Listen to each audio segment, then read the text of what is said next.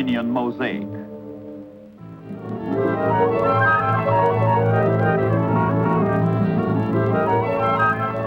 The Mediterranean is the Middle Sea. Is many seas: Aegean, Tyrrhenian, Ionian, Adriatic.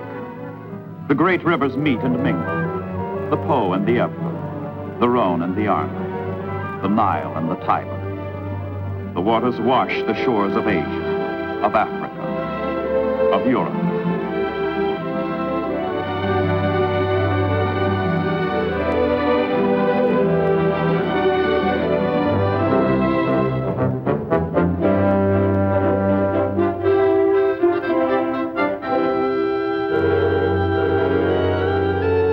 Europe's new master, Hitler, waxing bold in the limelight of his conquering armies, grants an audience to his Axis partner from the Mediterranean. Flourish and pomp are an integral part of such meetings. Between them, these two, Il Fiore and Il Duce, have arrogated to themselves the destiny of the old world, all its oceans, all its people.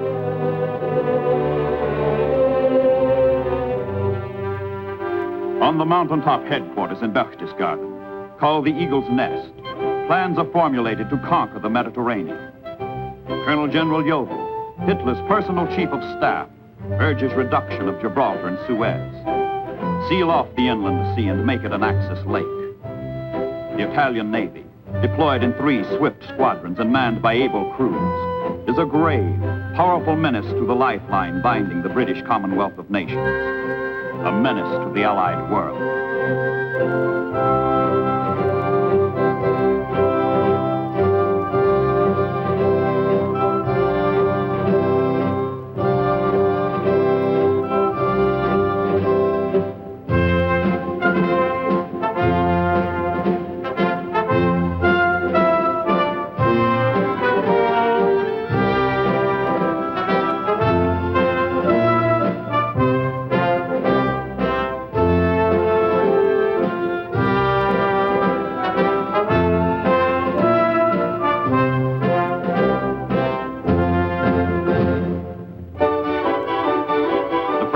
Guards the western Mediterranean at the outbreak of war. Famous for the speed of its cruisers and destroyers, the French sortie from their bases at Toulon, Algiers, and Oran. Their hopes are high, their faith as yet unshattered.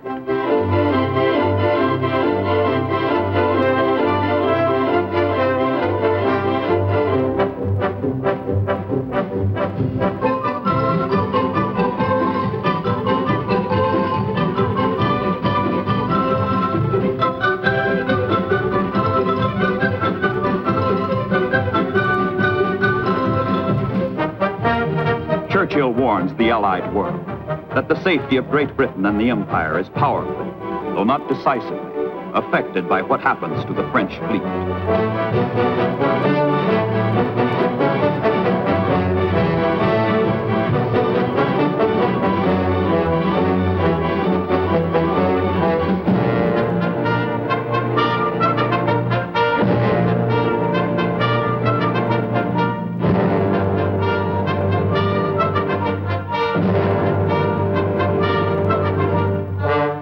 For the British, control of the Mediterranean rests literally on a rock, Gibraltar, guardian of the narrow strait that leads from the Atlantic into the sea which serves as a moat around Hitler's southern flank.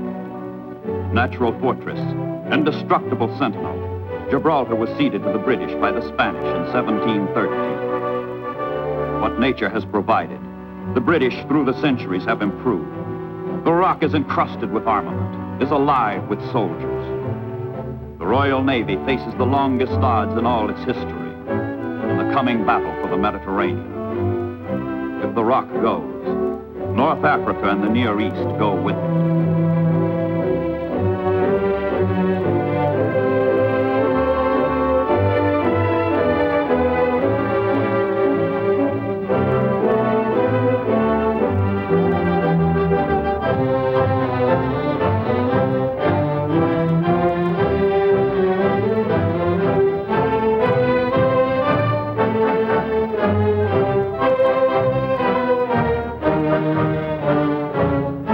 His Royal Highness the Duke of Gloucester, brother of the king, inspects the defenses. From Gibraltar, there is a 1,900-mile seaway east to Suez that must be kept open, that must be protected.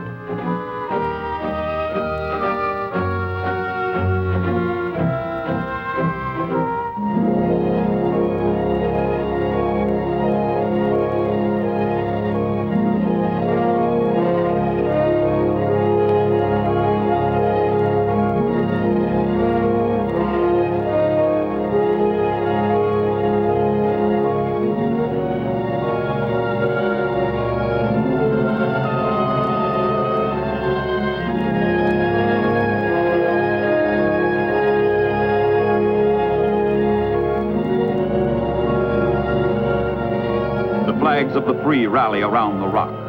The ships gather for passage to Egypt in the Near East. Some will go to Malta, England's mid-Mediterranean island fortress, so urgently desired by the Axis, so vital to the Allies. On these ships rests the fate of empires.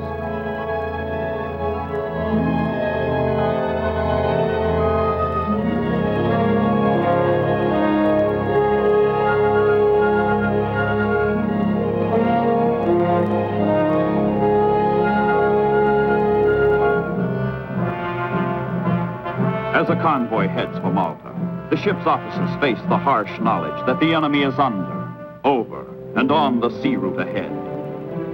But officers and men remember the ancient words. It is upon the Navy, under the good providence of God, that the wealth, safety, and strength of the kingdom do chiefly depend.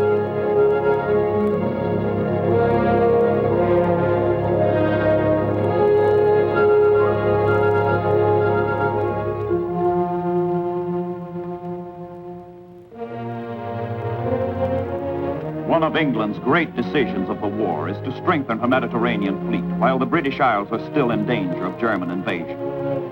The Royal Navy, outnumbered and outgunned here, sweeps forth to clear the sea lane to Malta.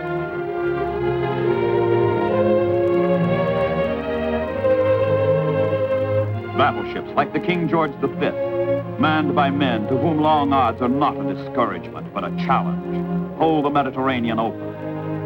Horsepower, 110,000. Speed, better than 30 knots. Yet the soul of the ship is not her machinery, but the spirit of the English sailors who manned her. From the days of sail to the time of the turbine, that spirit has remained unaltered. It destroyed the Spanish Armada, smashed Napoleon at Trafalgar. In World War II, this spirit permeates the fleet. It is more formidable to Britain's foes than armor plate and cannon.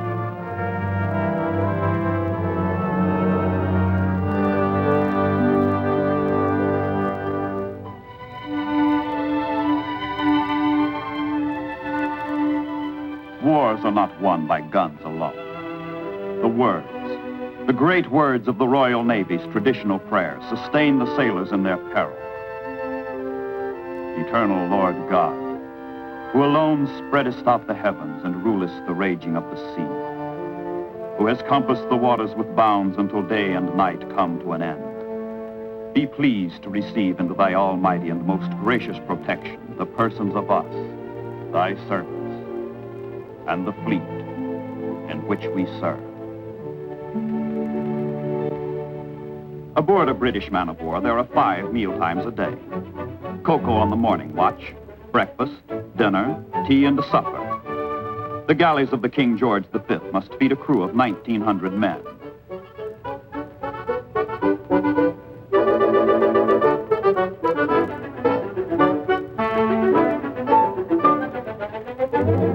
The captain assigns an officer to the mess deck to see if there are any complaints about the chow.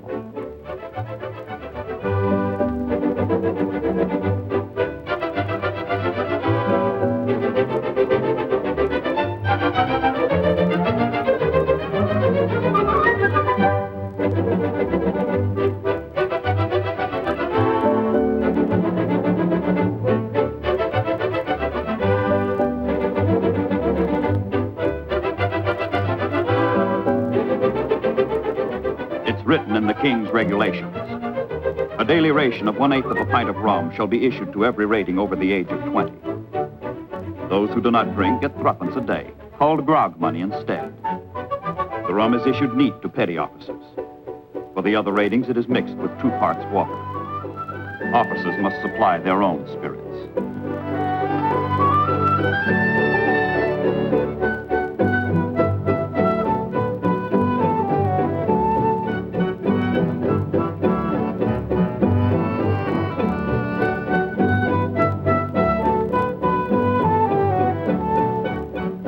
The ship is more than a machine of war. It is a community of men. Between the salvos and assaults, between the hours of work and sleep, far from the world of chaos, safe in the world of memory, is one constant dream. And when peace and rest at length have come, all the day's long toil is past, each heart is whispering, home, home at last.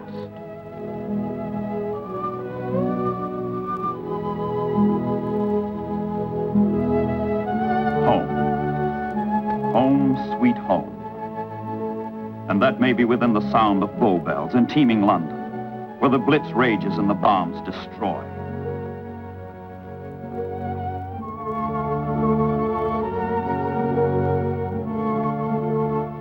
Nor around thee thy wife and sweet little ones come, all clamoring joyous to snatch the first kiss, transporting thy bosom with exquisite bliss.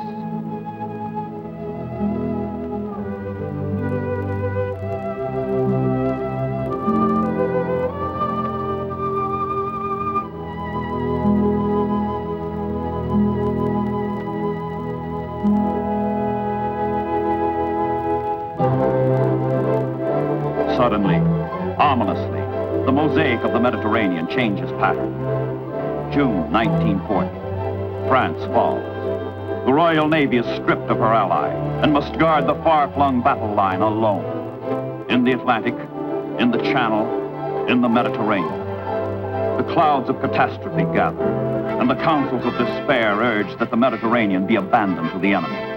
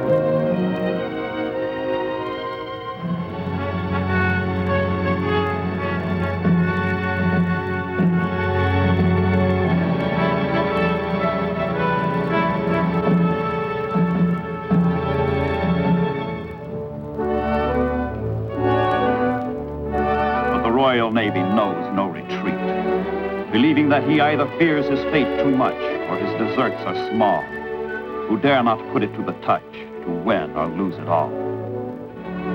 So for watch after watch, continuous, unbroken, undismayed, the Royal Navy carries on.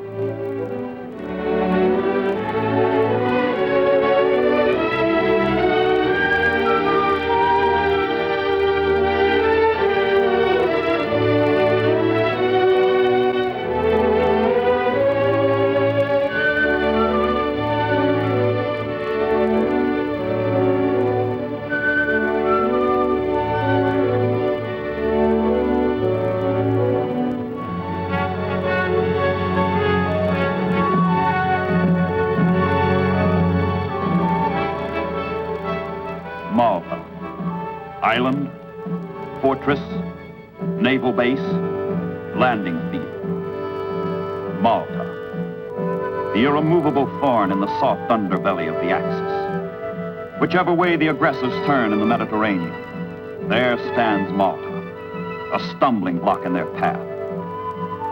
But the tiny island, with its 275,000 people, must live from convoys that fight through, The enemy is only 60 miles away in Sicily. Whoever holds Malta controls the central Mediterranean, and the British hold on to it like a bulldog. The British and the Maltese themselves. From times unimaginably remote, the waves of history have washed over Malta. But the ordeals of the past pale before the present incessant threat of terror from the sky.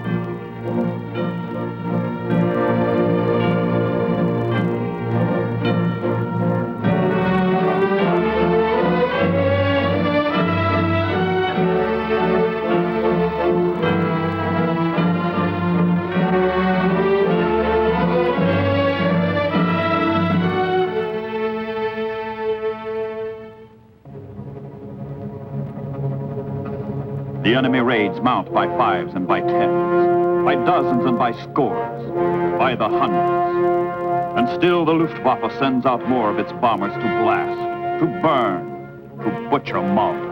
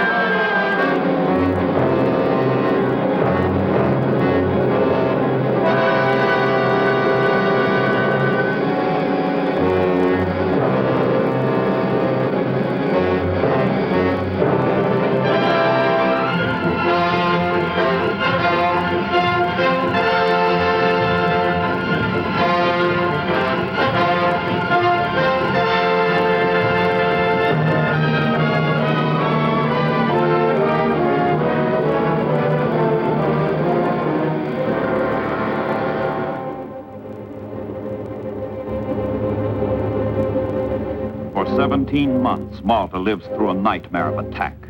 The Maltese fight terror and hunger with inadequate means, but with unbreakable defiance. Proudly, the score is kept. Air raid number 1,774. But the Axis has its grim statistics, too. 1,129 enemy planes break against the island of Malta. And the people of Malta? 1,468 dead.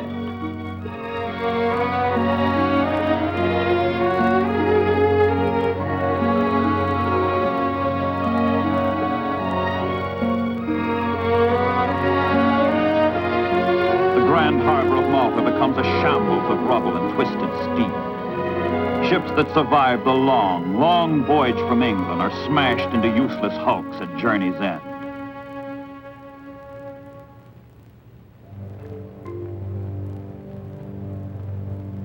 The bottom of Malta's harbor is littered with the skeletons of ships that died to keep the island alive. The waste and wreckage of war clutter mile upon mile of the ocean floor. A cemetery of the sea. Dead ships, dead sailors, dead hopes.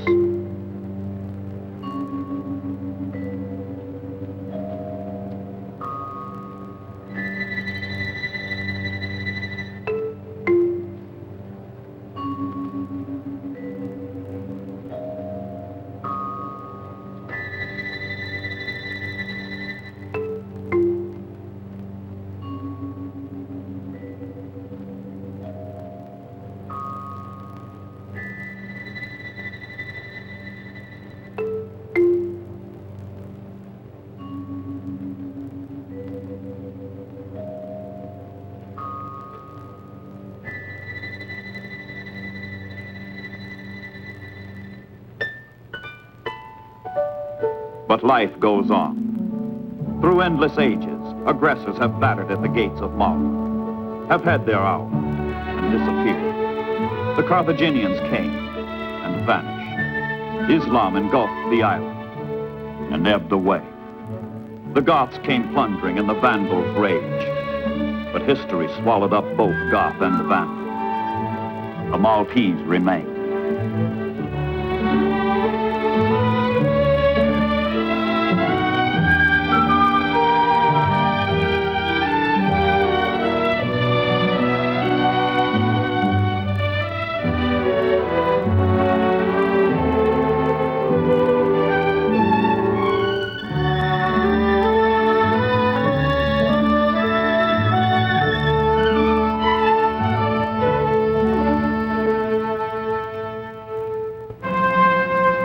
In the hour of Malta's ordeal, King George VI pays a sailor's tribute to the island's allegiance to the Royal Navy. All the bells in all the churches ring, and all the people greet His Majesty. Here in the Mediterranean are the elements on which aggression shatters. The King, the people, the Royal Navy.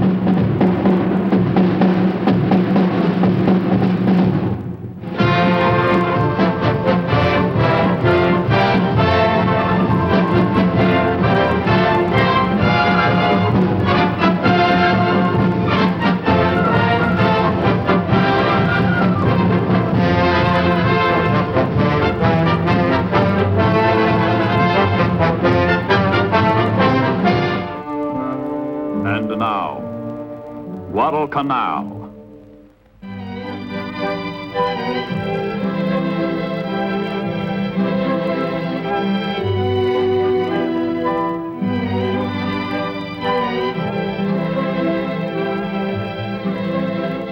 Poured from some 100 factories, reaped from some 1,000 farms, spewed out in fantastic abundance by American labor and machines. The supplies for war are heaped upon an island base in the South Pacific. All the world knows its name, Guadalcanal.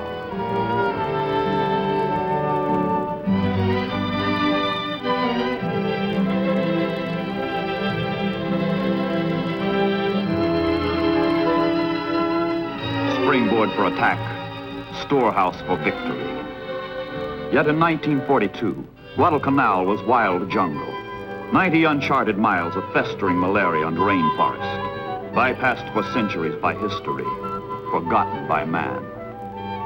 But by June of 1942, the unpredictable forces of war began to link San Francisco in the United States with Guadalcanal in the Solomon Islands. The 1st Marine Division embarks for the South Pacific. Destination, New Zealand. Mission, undetermined. Somewhere, on some unspecified battleground, sometime in the uncertain future, the untested Marines will clash with the tested soldiers of Japan. But first, the tedious ordeal of the convoy. Uneventful, interminable weeks at sea.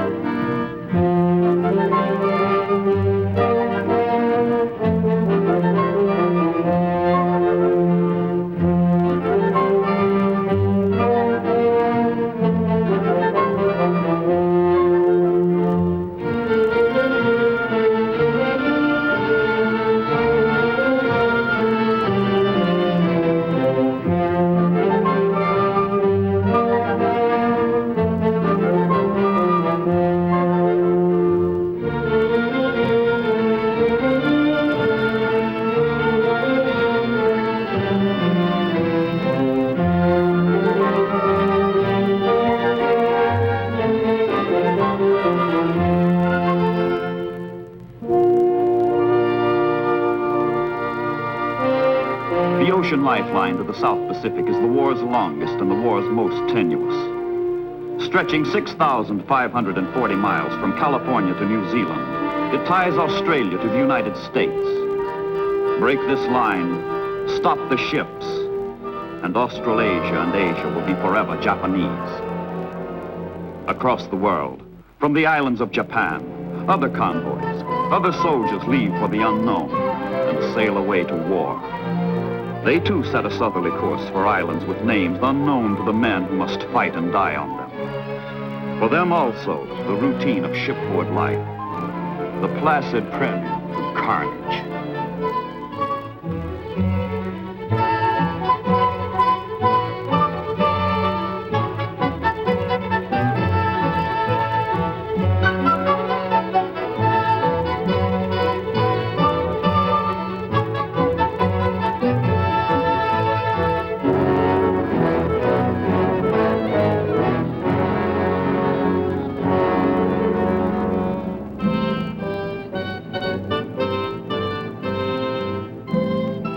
After the conquest of Rabaul and the Bismarck Archipelago, the Japanese push down the Solomon Islands.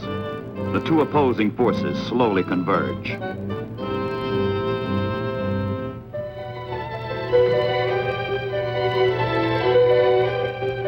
Early in July 1942, a lone American plane sets in motion a chain of events which will bring those forces together at a place which neither side has foreseen nor planned. On obscure Guadalcanal, air reconnaissance reveals the Japanese are building an airfield, which threatens the Allied supply line to Australia. What the plane has seen changes the course of the Pacific War.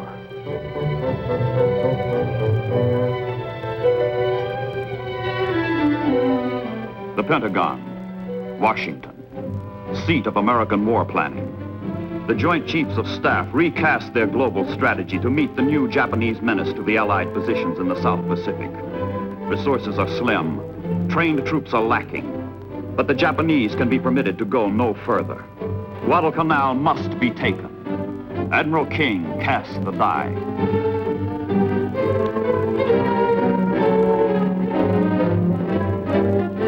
New Zealand lies in the shadow of the Japanese advance. For the United States forces stationed there, little time remains to enjoy the cordial hospitality of a sincere ally.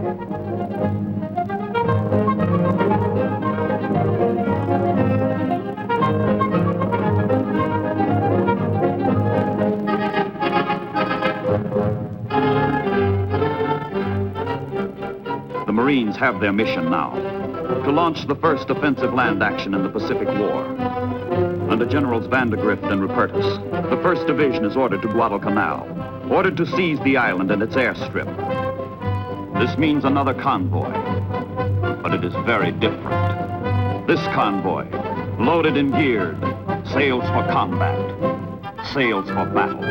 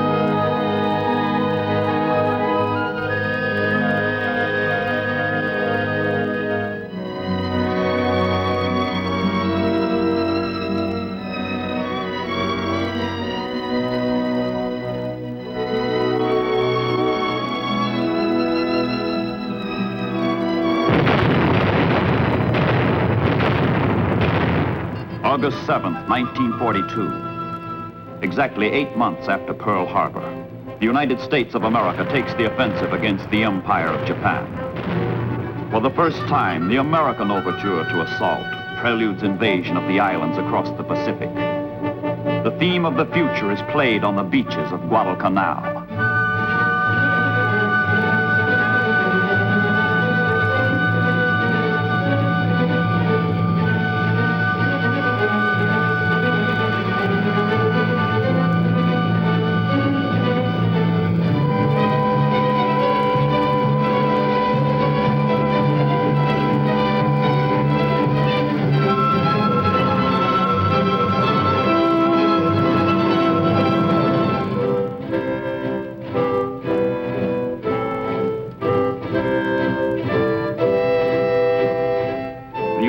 The troops has been given.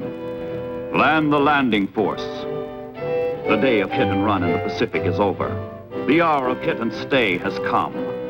The first American amphibious operation in World War II is enacted like a dress rehearsal. Bombardment has driven the enemy off the beaches. The Marines walk ashore, into the island.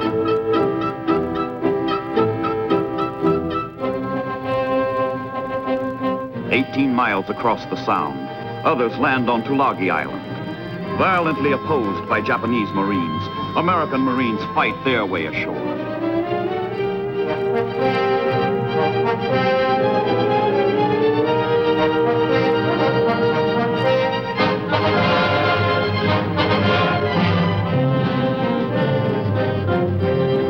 And in the air, the Japanese strike back swiftly, strike back hard.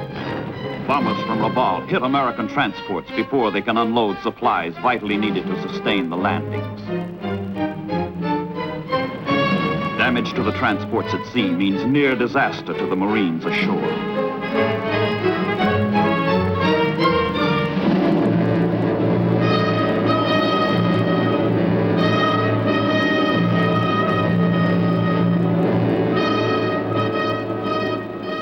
The shattered transports withdraw. Stripped of supplies, the Marines dare not waste a moment encountering their implacable, impersonal, hateful foe, the jungle. Now it begins. The toil and the terror that makes Guadalcanal not a name, but an emotion.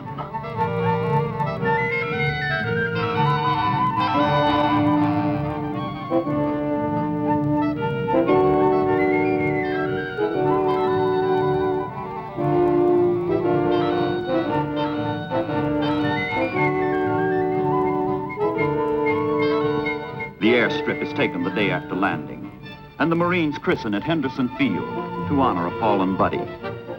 Their own gear destroyed, the engineers use Japanese equipment to prepare the field for the first American planes.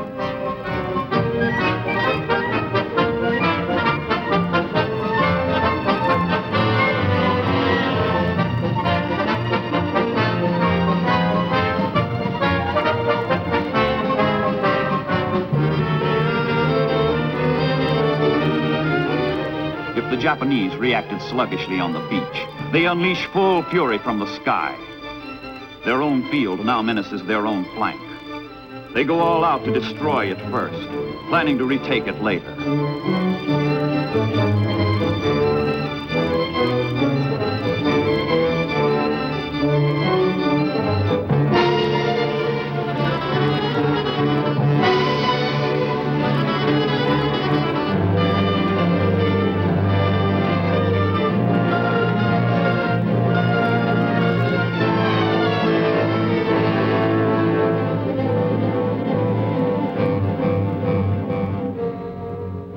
Under the dark cover of night, the Japanese filter reinforcements ashore.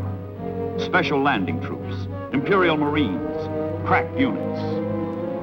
Their general has warned. This is the decisive battle between Japan and the United States. A battle on which the rise or fall of the Japanese Empire will depend. No troops are better fitted than these to master the jungle. Fearless, these men have been schooled in stealth and infiltration. They are experts in ambush and concealment.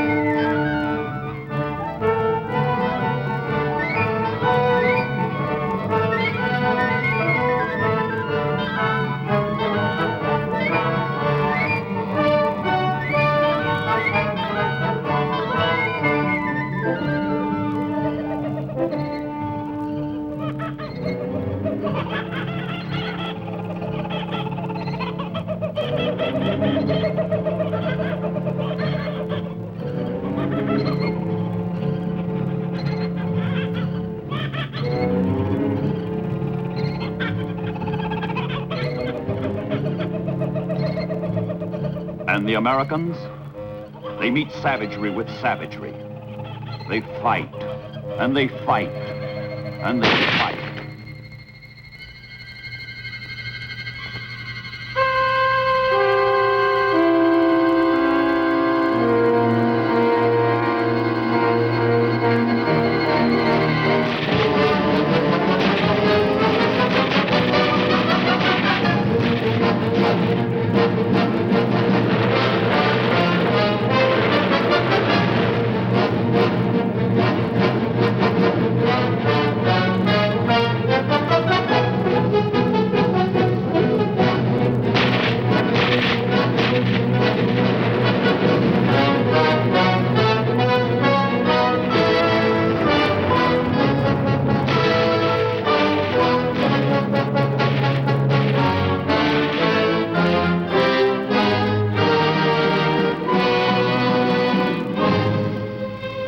History of human slaughter. Few troops have ever endured such scourging as the Marines on Guadalcanal. The casualties mount from the fighting, from malaria, from dengue, from the rot and corruption of the jungle, which knows not mercy.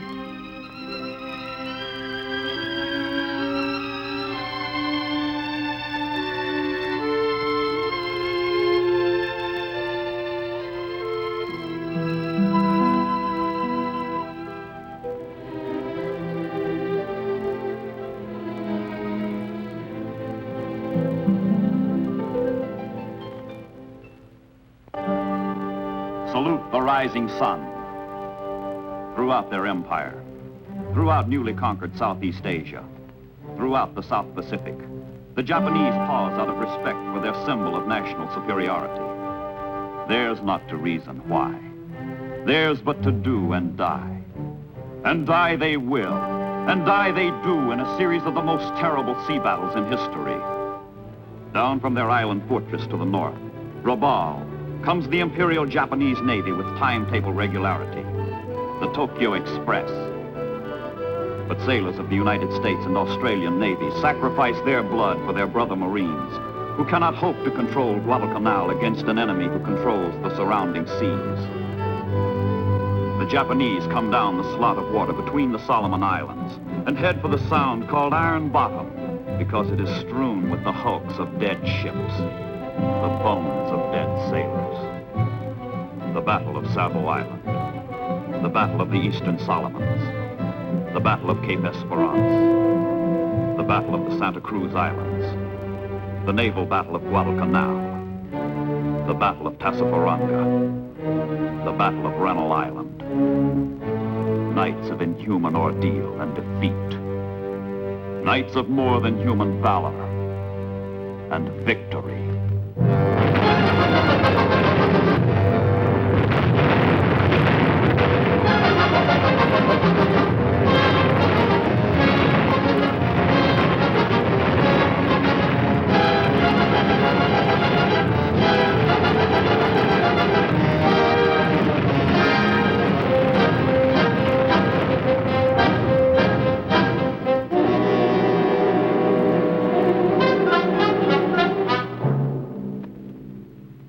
Guadalcanal is a running wound through which both sides bleed. A hemorrhage of naval strength, of men, of materiel. Far from the dying and destruction. Far from the sailors and Marines who fight and pray for victory and salvation. The United States of America organizes her land, her resources, her industry, her men to answer the distant prayers. In the greatest mobilization of strength ever known to the world, America prepares to rescue the world. And to the rescue, America marches.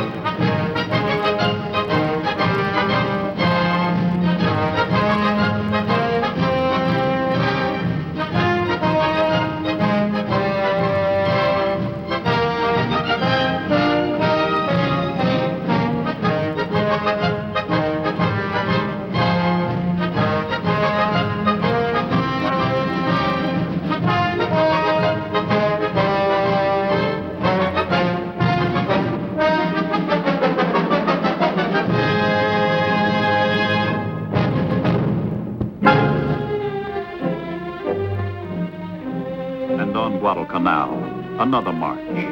A march of grim men, old young men. A march of men leaving purgatory. The 1st Marine Division is being relieved.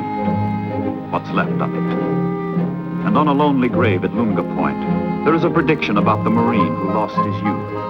That when he goes to heaven, to St. Peter he will tell. Another Marine reporting, sir. I've served my time in hell.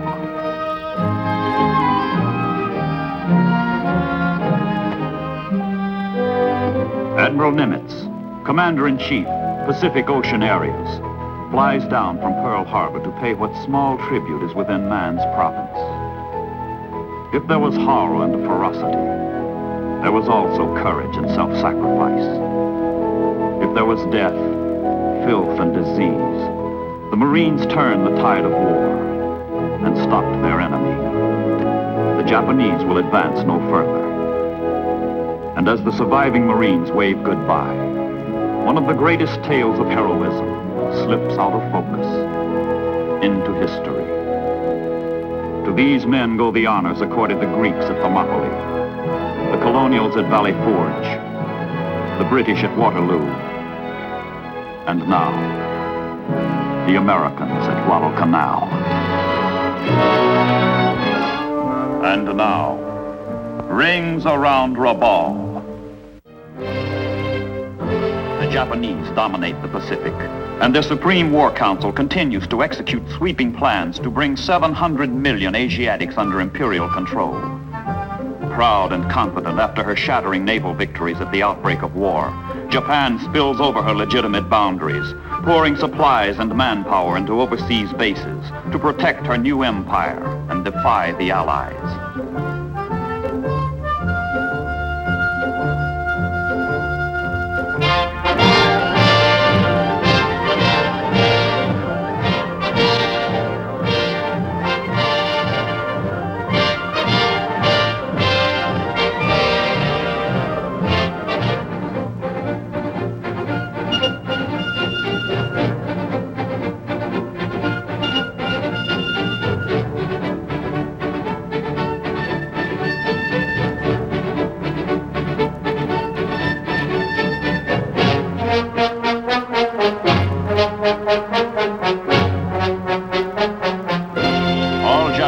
Dedicated to Kodoha, the way of the Emperor, Hirohito, son of heaven.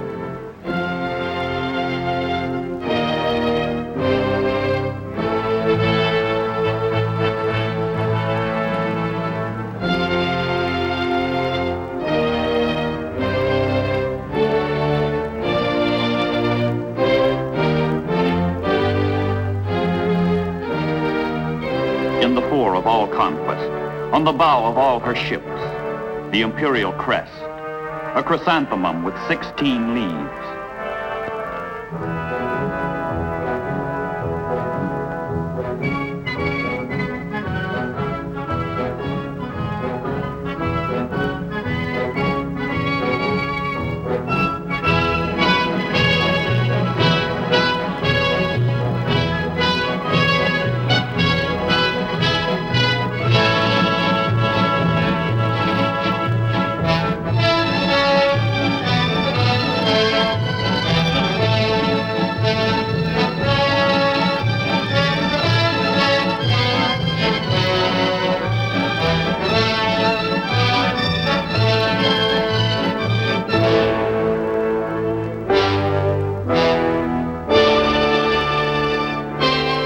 Reviews his magnificent fleet, which for months after Pearl Harbor wields undisputed rule over the greatest of oceans. This is the Navy which has ranged in triumph over the wide Pacific spaces. This is the Navy which has never known defeat. This is the Navy dedicated to a creed fanatic. With tenacious and tireless spirit, we strive to reach superhuman skill and perfect fighting efficiency. Now its mission is to build a mighty base in the Bismarck archipelago, Rabaul, on the island of New Britain. And from this base, soldiers, sailors, and airmen of Imperial Japan can attempt to break the fragile hold of Americans and Australians, southeast on Guadalcanal, southwest on New Guinea.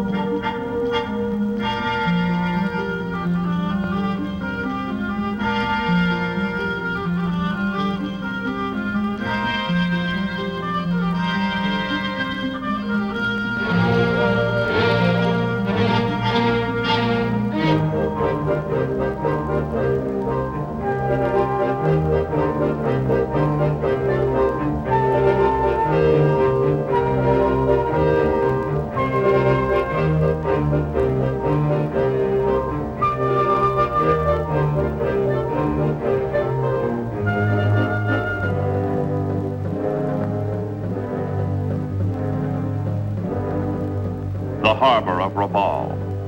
Base, arsenal, fortress, from which Japan seeks to control the South Pacific and clench her hold on the Solomon Islands and New Guinea. Garrisoned with 80,000 troops, Rabaul is a springboard for conquest, a bulwark for defense. 5 new airfields are prepared to support the Imperial Japanese Navy.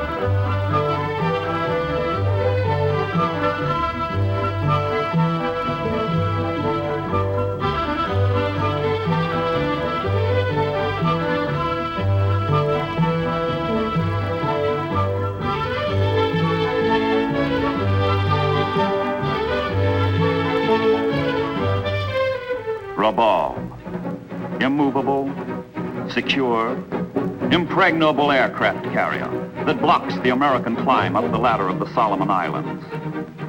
Carefree pilots, day after day, carry out their simple mission. Destroy all ships, supplies, and men who have the audacity to challenge an imperial mandate.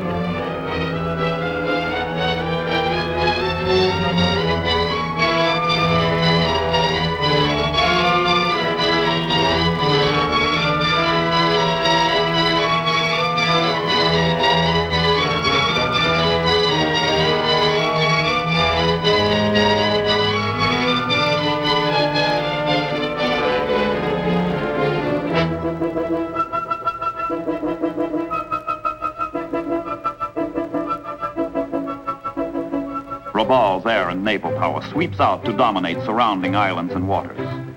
To eliminate Rabaul, the Japanese and the Allies know a foothold must be won and held on the islands that ring it, and bases established from which it can be reduced blow by blow until the knockout. But first, the Allies must forge rings around Rabaul.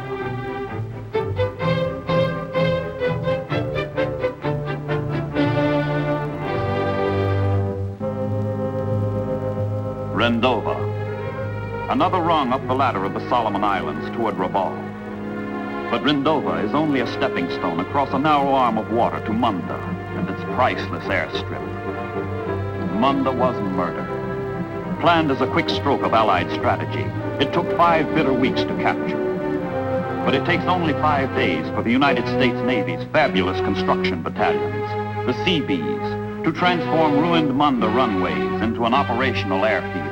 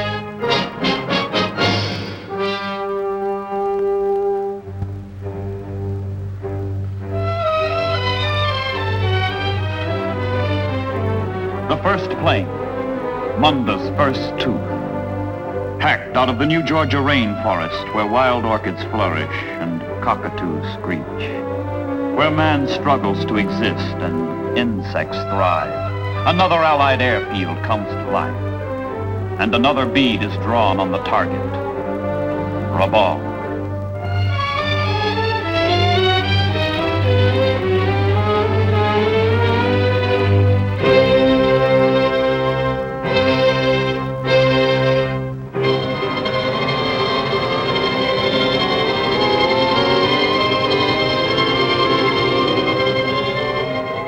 The triumph of Munda is the Allied way of observing the first anniversary of the landing on Guadalcanal. 200 miles south, Guadalcanal itself has burgeoned into a major base, justifying the agony, the blood of the Marines who won it. But there is a long way to go, and in the summer of 1943, a new name dominates intelligence sessions on Guadalcanal. The name? Bougainville, biggest of the Solomon Islands. Essential link in the ring being forged around Rabaul. Volcanic prize, ripe for ripping from the Japanese vine. Week after week, from Guadalcanal's hard-won Henderson Field, Army, Navy, Marine, and New Zealand pilots take off to soften up Bougainville in preparation for another assault by the United States Marines.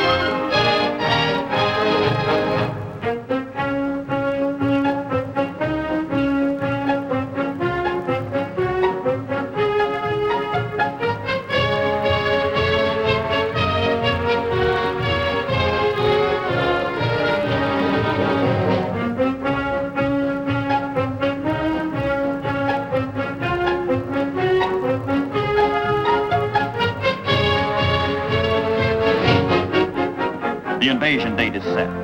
The landing beach is chosen. The command selected. Admiral Wilkinson and the 3rd Amphibious Force. Bougainville must be taken to provide a forward base from which fighter planes can escort the heavy bombers to Rabaul. The whole complex movement of men, ships, supplies has only one purpose: to advance and support war's newest weapon, the airplane. But before planes fly from Bougainville, the way must first be cleared by war's oldest ingredient, the foot soldier. The 3rd Marines take on the job.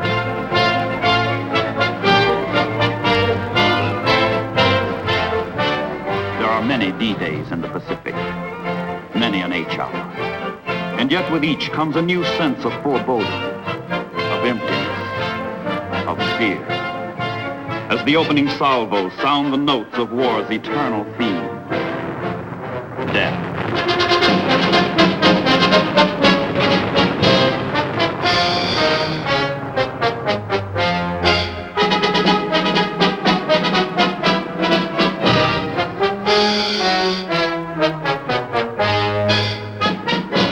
Across Empress Augusta Bay, toward the beaches of Cape Torquina, the Marines go in to meet the dank challenge of Bougainville. It is November 1st, 1943.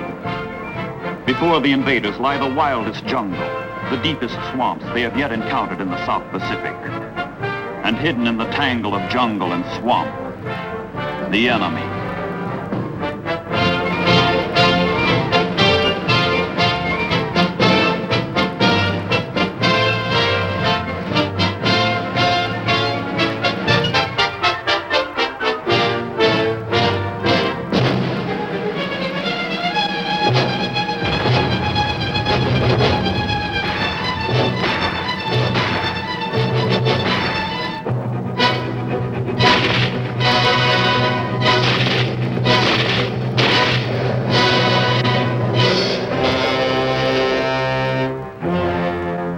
Marines have won, the Seabees take over.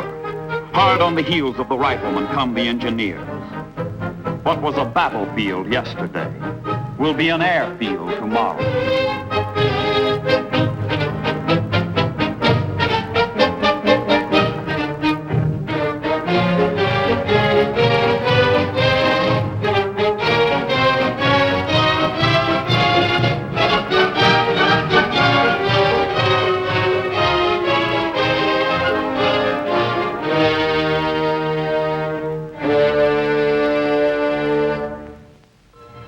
Black cats come out at night, the lumbering Catalinas which scour the seas in search of enemy ships. The eyes of the cat see through the dark, where the Imperial Japanese Navy has scheduled 4 last runs of the Tokyo Express down the slot of water separating the Solomon Islands. And these last runs have famous names. The Battle of Kula Gulf, the Battle of Kolombangara, the Battle of Empress Augusta Bay, the Battle of Cape St. George. The call of the Black Cat is the call to battle.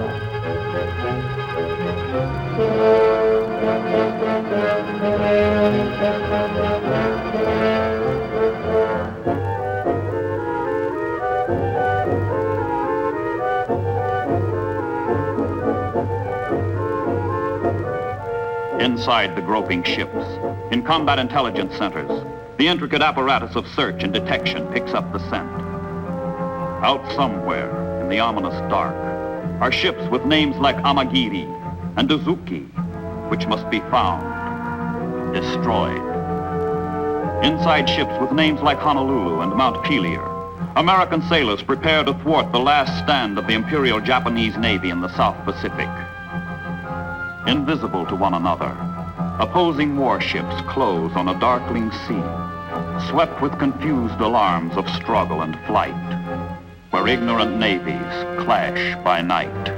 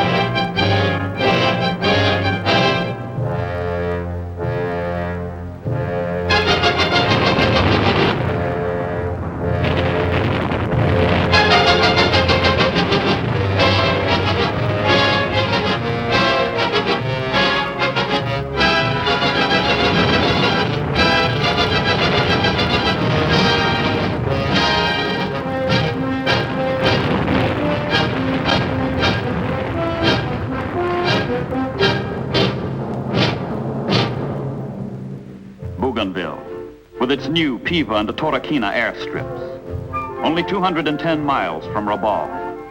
The ring is closing. The Marines have gone, and the defense perimeter around the thriving airfields is guarded by the 14th Army Corps. Who cares what has happened to the 40,000 isolated Japanese elsewhere on the island? And off-duty life is not too bad. Just relax and take it easy.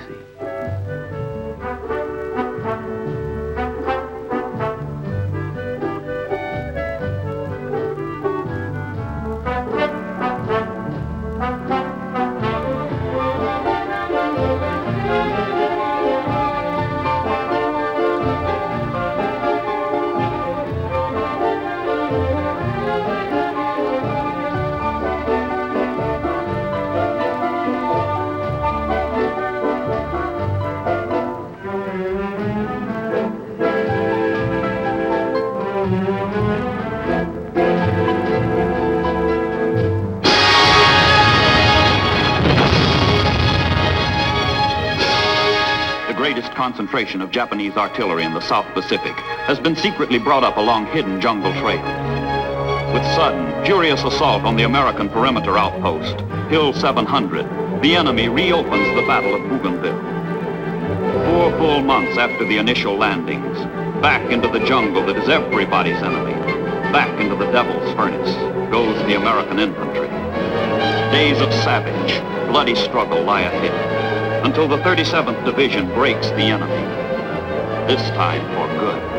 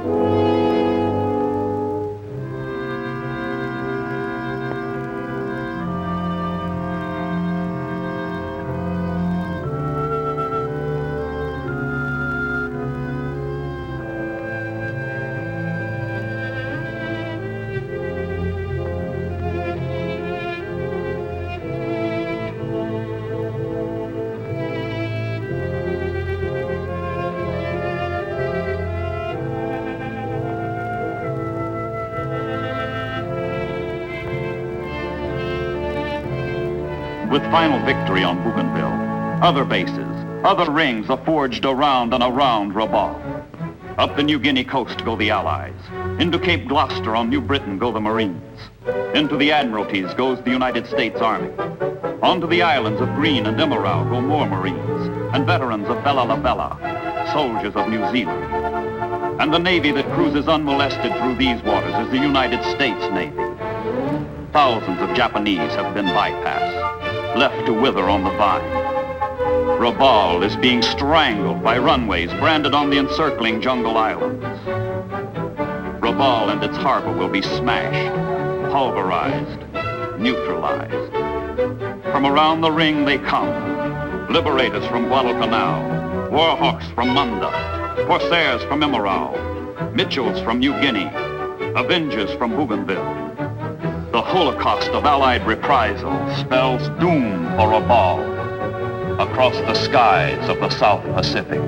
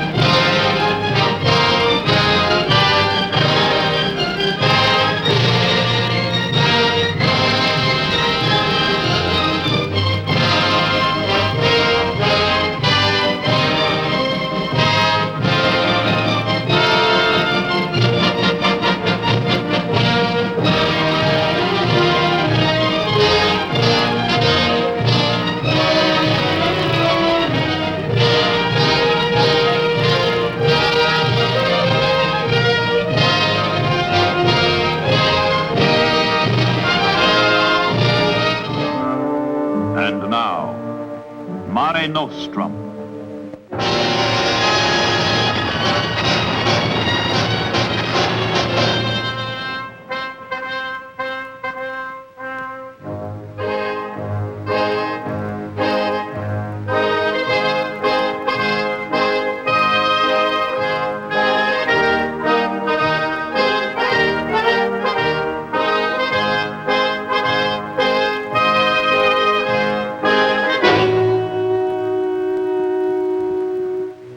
That held the dagger has struck it into the back of its neighbor.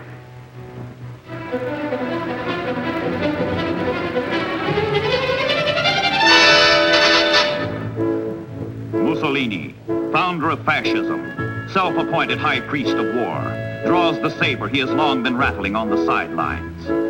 With France defeated and England tottering, he commits the Italian Empire to support his personal pact of steel with Hitler.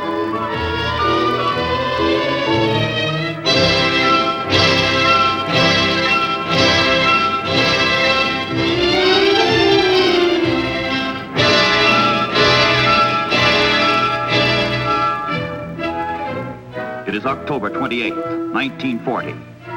Covetous of personal glory, jealous of his military prestige, Mussolini launches his legions into Greece on a campaign of conquest whose outcome seems certain. But the Italian armies ordered to Athens are ill-equipped, poorly trained. These men go into battle unaware their own commanders believe that for them, war is suicide.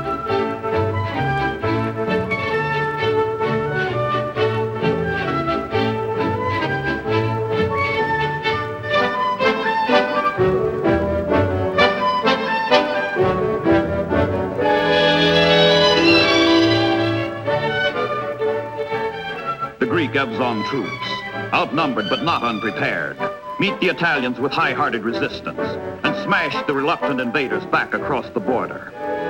The legend of fascist military might, the myth of Mussolini's vaunted 8 million bayonets, breaks to pieces against the rugged, hostile hills of Albania.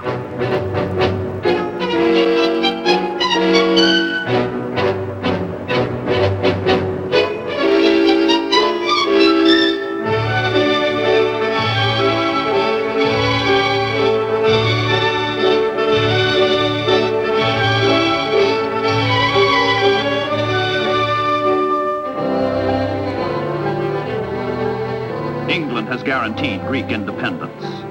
King George VI and Churchill assure the Greeks, your cause is our cause. We will fight a common foe and we will share a united victory. And then across the Mediterranean, the hard-pressed British rush troops and supplies to the embattled Greeks, sailing fearlessly under the bays of Axis bombers.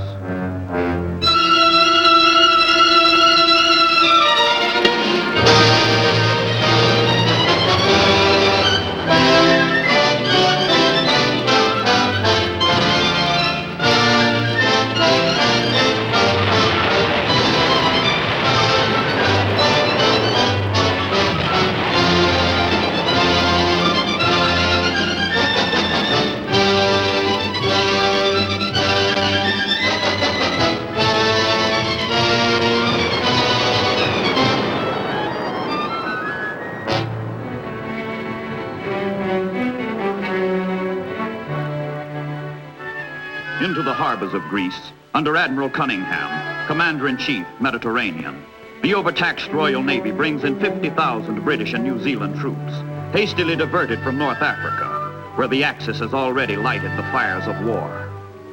But the long-standing alliance between Greece and England is being honored, no matter what the risk. Here democracy was born. Here blossomed the first flowers of Western civilization. And here, once more, man must fight for his freedom.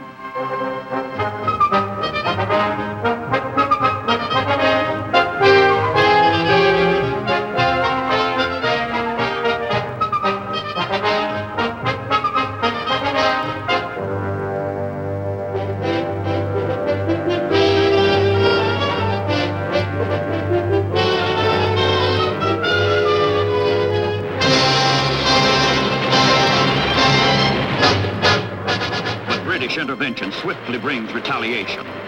Down from the north surge German hordes in overpowering strength. Down they come to the rescue of their bungling Italian allies. Down through the Balkan valleys, the German Wehrmacht storms into Greece in blitz tempo, crushing everything which stands in its way.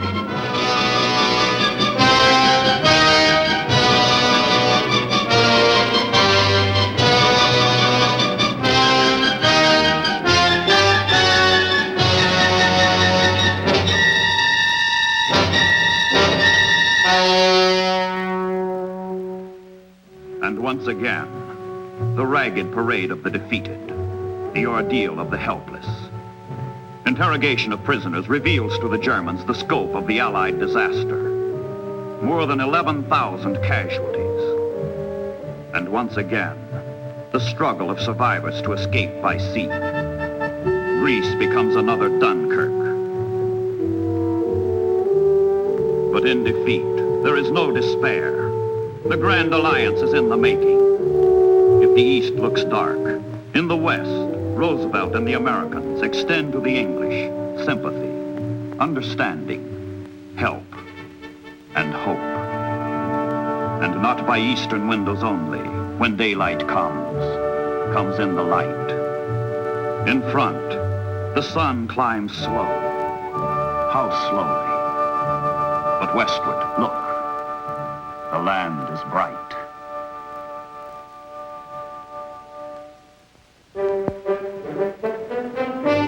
But for a time yet, the Germans will continue to plot and push and plunder. With Greece secure, the Axis seeks full control of the Mediterranean, North Africa, and the all-important Suez Canal. Through unnumbered centuries, Carthage, destroyed by Rome, has silently observed other legions, other men struggle for domination of North Africa. Now, once again, the course of Western society is being determined by what transpires on these dreary wastes, these trackless sands.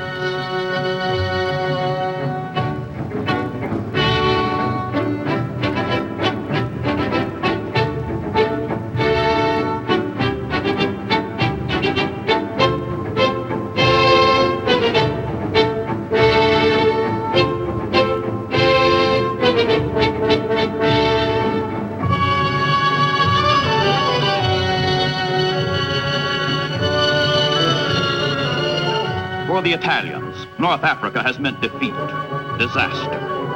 They have vainly challenged the outnumbered British.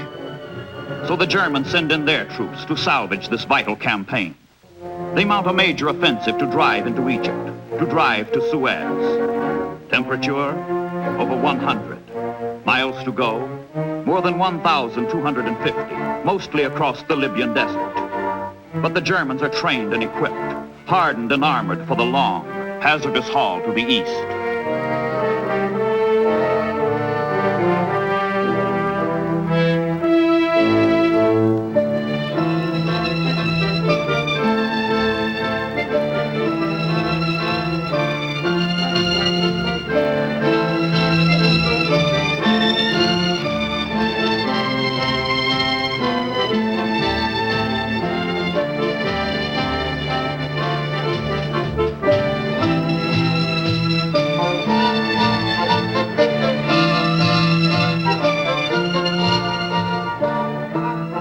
For 18 months, the tide of battle flows back and forth across the rim of North Africa. Now, under Field Marshal Rommel, Axis armies surge forward, surge east.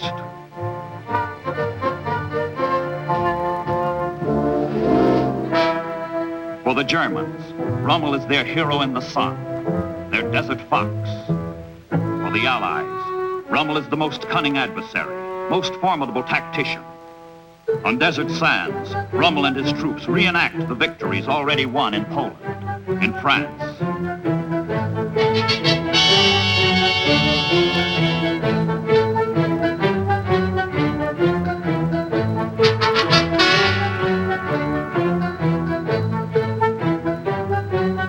Summer, 1942. Blitzkrieg in the desert. The invincible Africa Corps plunges into Egypt in victorious pursuit of the retreating British. In one 17-day spurt, Rommel's jabbing, stabbing armor comes 350 miles closer to Alexandria, closer to Suez.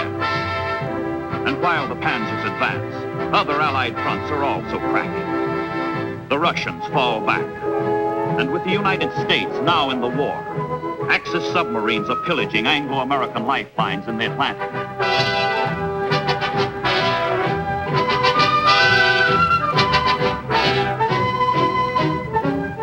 The advance of the Africa Corps is strewn with monuments to Allied defeat. Even Tobruk, most stubborn of desert bastions, falls before the Axis. Tobruk, gone with all its equipment, all its precious supplies. And with it go 30,000 Allied prisoners of war.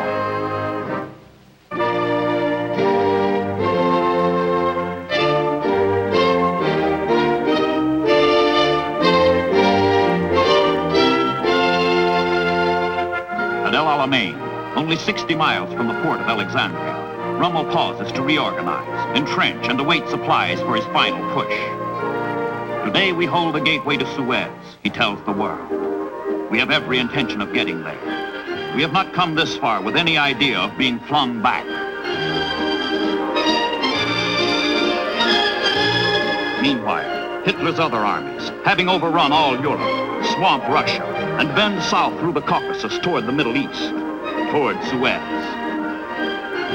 German conquest of Suez in the Middle East would mean loss of oil, and might well mean loss of World War II for the Allies.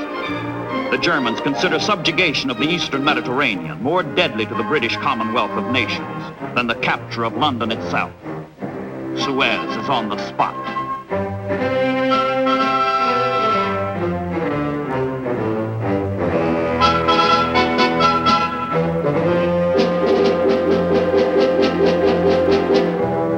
The Italian general, Garibaldi, is in nominal command of North Africa. But it is the German general, Rommel, who has won the victories. And it is the German Hitler who dominates Axis strategy in the Mediterranean, which Italians call Mare Nostrum, our sea. On control of this sea depends whether the supplies get through to enable Rommel to reach Suez, whether the English can cut the Axis off and save Suez. The Italian fleet has been reluctant to challenge the Royal Navy. Hitler now demands that Mussolini's navy liquidate His Majesty's navy and clean up the Mediterranean once and for all.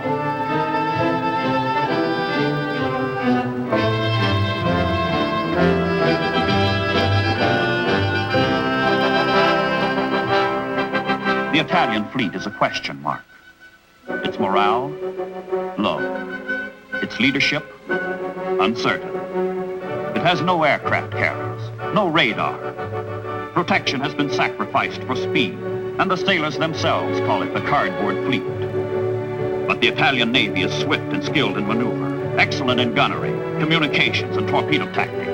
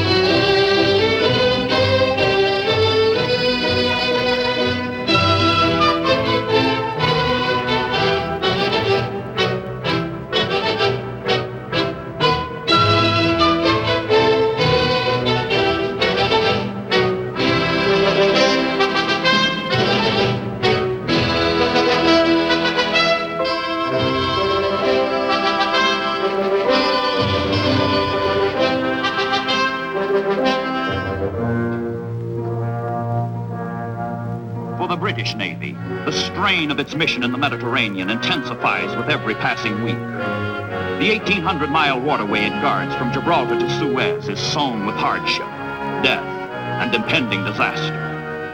Not only must the harassed warships support the Allied forces in North Africa, but they must also stop the flow of supplies to Rommel's encroaching panzer divisions. The ordeal is great. The stakes are high.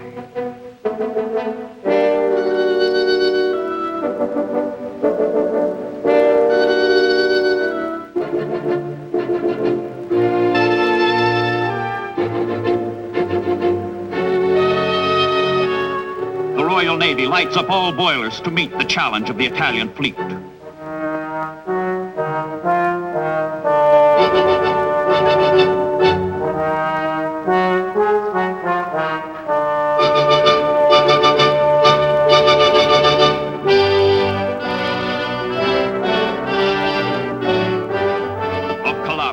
Off Cape Spartavento, off Sardinia and Pantelleria, at the Battle of Matapan, the British clash with the Italians in battles on whose outcome rests the fate of the Mediterranean.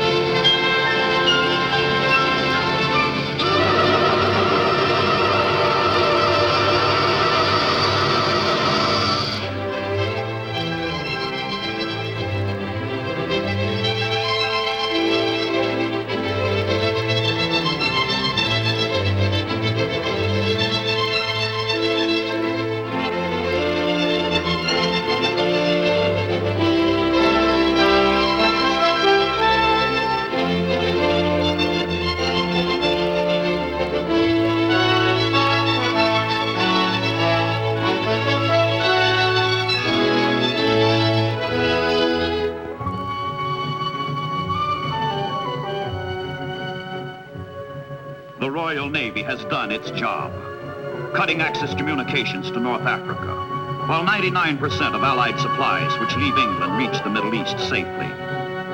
The free world pours its military might into ancient Alexandria, turning the balance in favor of the Desert Army.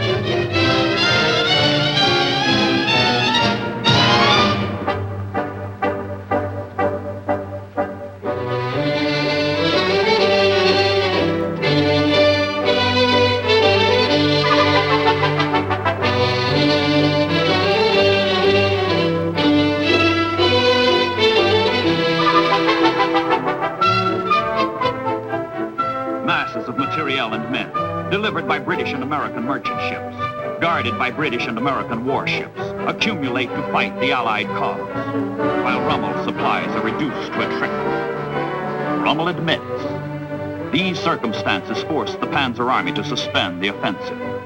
The army will therefore fall back slowly under enemy pressure, and the Allies lose no time in applying the pressure. 23rd of October, 1942. The British 8th Army under General Montgomery unleashes its all-or-nothing offensive at El Alamein. In 10 days of furious fighting, the British break the German front, and Rommel's Africa Corps turns in headlong retreat back across the desert.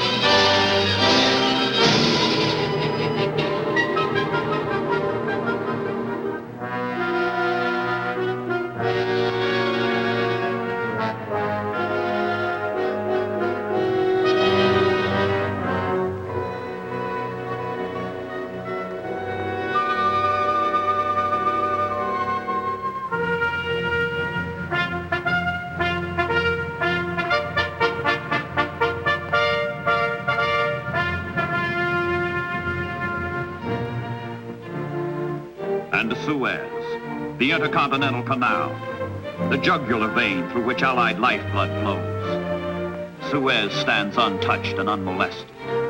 The British and American ships come through, the ships that saved the Mediterranean.